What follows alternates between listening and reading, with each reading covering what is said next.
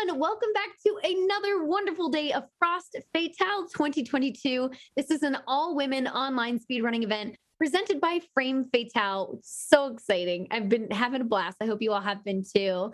Now we have another day here. Before we get into the speed runs, we are going to be talking with another member of Malala Fund. Today we are joined by Naomi Nyamweya. Just trying to make sure I'm good. I've been practicing a little bit. Naomi is the research officer with Malala Fund. How are you doing today? I'm doing really well, Fu. How are you? Oh, good. I'm so glad to hear that. I'm good. I'm good. I know you can, Yeah. I'm sure you can tell we have a little bit of time difference here, but you know what? This is how we make it work. Yeah. So I would love to hear a little bit more about like what a research officer entails with Malala Fund specifically. Can you tell me about that? Yeah, definitely. So, as a research officer at Malala Fund, I am embedded within the advocacy team. So, my job is basically to support our global advocacy goals, our national advocacy goals, and our regional advocacy goals, and to also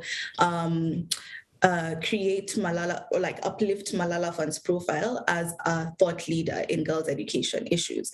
So, for example, we've recently had a climate change campaign. And so, as a research officer, I worked on looking at the linkages between climate change and girls' education and how girls' education is really great for the climate and how climate is impacting girls' ability to go to school. When I support national advocacy, because we are moving towards having more locally driven national research agendas, I'll work with our education champions in our program countries to figure out what they'd like to research and then work together to select a consultant to carry out this research or deploy a grant to carry out the research. And then my work is basically to make sure that the project is on track and to work with champions to have their input and just like make sure that everything is going on as it should and that it's a super consultative process and that everyone's input is input into the research. And then establishing Malala Fund as a thought leader is pretty much just synthesizing our regional advocacy findings, our national advocacy findings, and putting it together in a way that's interesting and uplifting things that we found that are unique from our work. There's a bit more to what I do, but that basically explains what majority of my day is.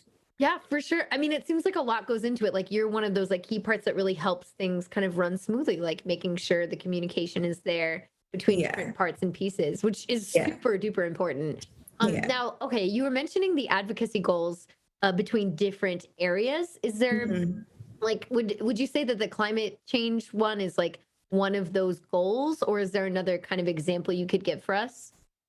Yeah, so we have a 5-year strategic plan, and what we're trying to do to make sure that every girl is able to gain more than 12 years of education and to learn and to lead is ensure that there's enough domestic financing in countries, ensure that countries have quality education so that girls are not only going to school, but they're learning the things that are important to help them thrive in the world.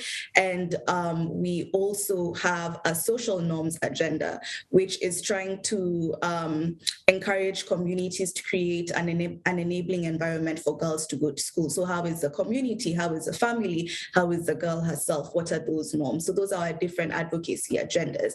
And climate change falls into the quality education agenda because you cannot say that an education is one of quality if we're not teaching about climate change, if we're not teaching students to be climate smart, if we're not teaching gender transformative climate education. So the kind of climate education that not only teaches girls and boys how to live in a world that's evolving, but also changes the way girls and boys interact so that we transform gender relations in society. I'm not sure if that's very clear, but those are our three main. Yeah. No, for sure. I mean, I think that is great. And like when, as you talk about this, it's making me remember that I have spoken with like other members who have brought up some of the climate change things that these girls have been working on, which sounds Yeah. amazing. It's really cool to Yeah. hear about that. I know that Yeah. there are assembly stories that those can read at like assembly.malala.org. Like there's all kinds of things Definitely. that have, yes, all kinds of things that have gone into it and all kinds of stories that are present. Yeah. There's just so much amazing work that the girls have been doing all around the world. So knowing or being able to talk to all of you who are part of that is absolutely wonderful. Um, Mhm. Now, like going into that, as I ask everybody, of course, I'm so curious, like how you got working with Malala Fund. Like, what inspired you? How did you find out about it? Like, what connected you? Yeah, so that's a really great question. I love that question. I am a quantitative researcher. So I have a background in like finance and economics and in public policy. And I wanted to figure out how I can put both of these things together for good. And coming from where I come from and like with the experiences that I have, I know the importance of girls' education. I know how important it is to teach a girl. I know how transformative it is for families, how transformative it is for countries. And so when this opportunity came through, I just had to take it. I'm really lucky that I was the perfect fit for the role and like I won the job hunt competition. But yeah, I've always been really passionate about girls and their learning because there's so many bad things that are happening in the world. And sometimes you feel really powerless because how can you make a change? You're just one person. But if you're able to empower, not really empower, but give power back to this like massive group of people that are able to bring about change, and that being my job, creating pathways for that is just super incredible for me. And so then I don't feel powerless. I feel like there's something that I'm doing and there's value that I'm adding to make the world a better place. I Yeah. think that's wonderful. I think that's so great. And I know it's like kind of a roundabout way that we do it here with like Games Done Quick and with gaming and all of that. But anytime that I'm able to do not only like the kind of gaming and whatever, people can come in and have a good time and feel a little happier, but have that Exactly. relate. Yeah. But have that Yeah. also like relate to causes that we're supporting and raising money for and helping to inspire that change and helping funds like you all have it's really wonderful. It feels so great. And so I understand that desire. Like you want to be part of something good. Exactly. Yeah, Yeah. that resonates really strongly with me. So I think that's really wonderful. Like now since you've been working with them, how long have you been working with Malala Fund now? I forgot to ask. 2 years now. 2 years. That's awesome. Yeah. And I Yeah, assume which is you're quite, it's not long, but it's long for yeah, yeah, Malala. exactly. Yeah, I Yeah. understand how that feels. So like Yeah. mostly during kind of this COVID era and I assume you want to be here for a while and go Yeah. beyond and do Yeah, all it's kinds of actually things. interesting because I started working at Malala Fund in February of 2020, and then 3 weeks later we went into lockdown. Oh So my gosh. yeah, I didn't get to spend that much time in the office, but now we're going back, and it's nice to see people in person and to like solidify those relationships that you've tried to make virtually. Yeah, I'm sure. Yeah, I'm sure it's like I'm sure there was like a very sudden transformative change, but a lot happens and a lot shifts, and it's really cool to be able to then reconnect with those people. exactly. Yeah, Yeah. in person, right? Exactly. So since you've had this like 2 years of very different from what you may have thought at first, experience with Uh-huh. Malala Fund, like what would you say is maybe the most meaningful experience you've had working there or just something that you've noticed has been really impactful for you. Yeah, I think for me, I would say it's Malala Fund's ability to shift and respond to a problem or like respond to a big event that's happening in the world. So, like for example, when I started at Malala Fund, like I just mentioned, I started when COVID had just begun, and we didn't know what was happening in the world. But it was so interesting for me to see. I know like every organization had to do this, but to see our organization completely pivot into supporting our education champions to deal with the crisis and to support the communities that they work in to deal with the crisis. It was interesting for me as a researcher to see how we can like deploy the resources that we have to create evidence and to show the world and to call attention to the fact that this crisis is going to affect girls' education. And it's also really incredible how much power there is in the name. So, for example, with with the COVID research, I generated this estimate that 20 million girls might drop out of school because of COVID. And that number has been used over 2 years. And it's just so incredible to see that the work that you do means so much because it's coming from Malala Fund. Another example that I would give is the crisis in Afghanistan with the Taliban and taking over Kabul and now taking over the entire country. Just the same thing, just being able to see how the organization can fully pivot and fully throw its weight behind this crisis, this humanitarian crisis that is also becoming, that has been a girls' education crisis. It's just incredible to see how fluid and how people are able to shift and put their energy behind the thing and work like through however tired they are, because it's really a passionate group of individuals. Yeah. Absolutely. Yeah. So with that shifting and changing, then like what would you say has changed or shifted about your personal role with Malala Fund? Like as a research officer, like what have you had to kind of adjust and move along with? Yeah. So obviously, like there's the stuff that you've been working on and you have to drop it and work on something else. So for example, with COVID, I had already started to work on this girls' education and climate change linkages, and I had to stop doing that and then fully pivot into figuring out how we're going to get on the ground and collect this very important data, how we're going to bring it back, how we're going to synthesize it, how we're going to write these reports, and how we're going to put out these policy outputs. But not only that, I would say Malala Fund has also really evolved as an organization. So while I joined to do the number crunching myself and to put out the work and the data myself, because we're trying to be more locally led, because we're trying to be less extractive. So we don't want to go into a country, just collect their data, bring it here, and then use it, and then sit in our offices in London and say that this is what's happening in Nigeria.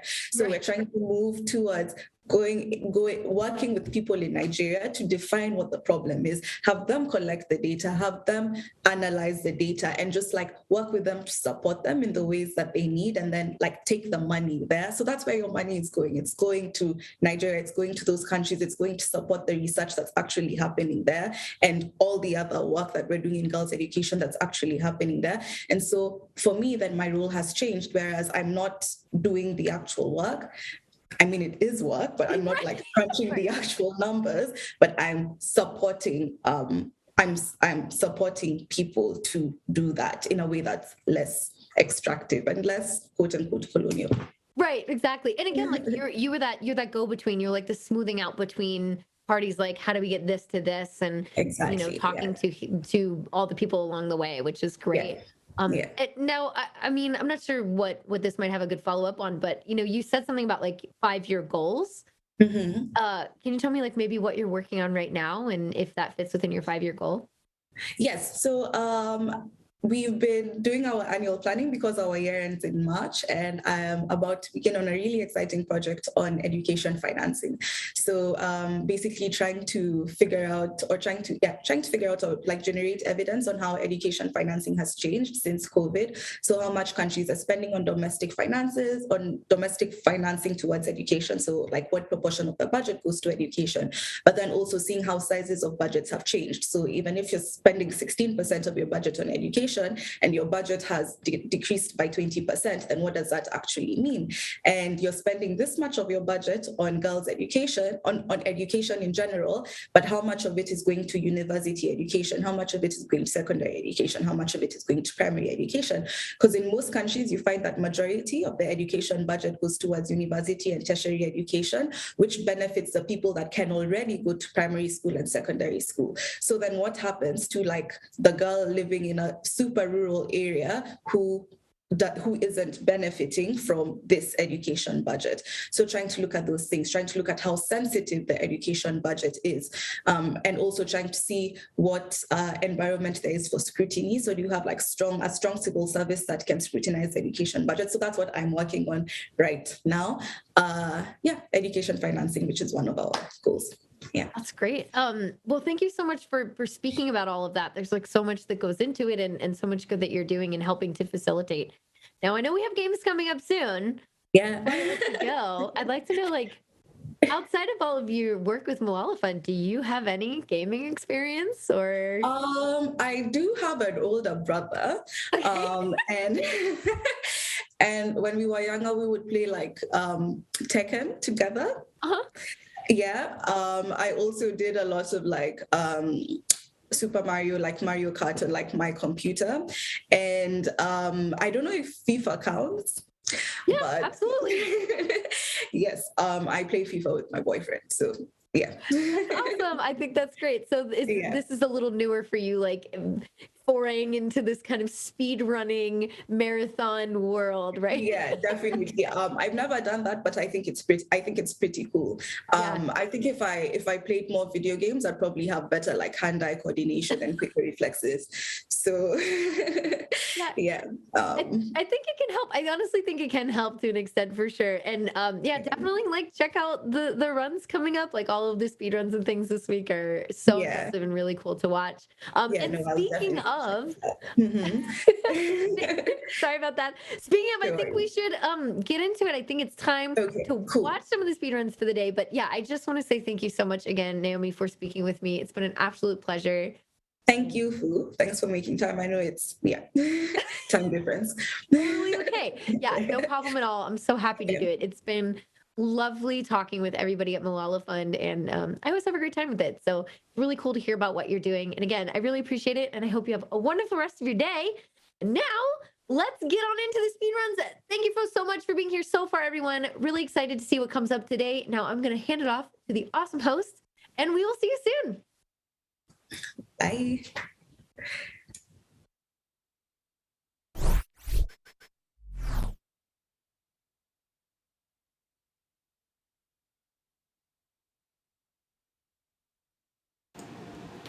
Hello and welcome back to Frost Fatales 2022. My name is Purple Ghost Casper and I'll be your host to kick off the marathon today.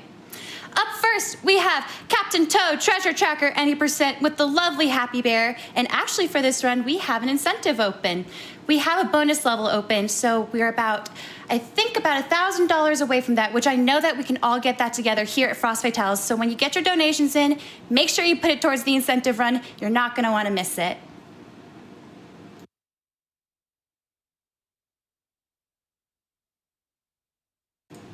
Beautiful, wonderful, Happy Bear with Captain Toad any percent. Take it away. Hello, everyone. It's